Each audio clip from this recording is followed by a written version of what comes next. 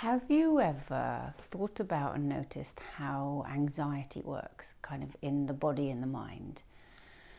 So one of the things I've noticed is sometimes I get anxious and sometimes I don't. And the difference between the times when I get really anxious and get really kind of feeling terrible and the times when I just feel worried for a moment and kind of then get on with my day is the times when it's harder for me is when I have a thought pop into my mind that says, what if this is true?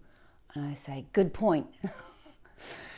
And other times a thought will come into my mind and will say, what if this is true? And I'll say, anyway, I'm just going to do something else. And I'll ignore it.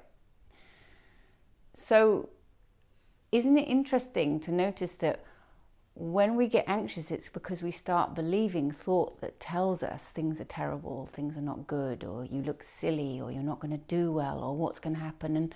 And for me, I'll notice that anxiety is pretty much always in the future thinking. Have you noticed that about future thinking? It'll be like, what if? What if?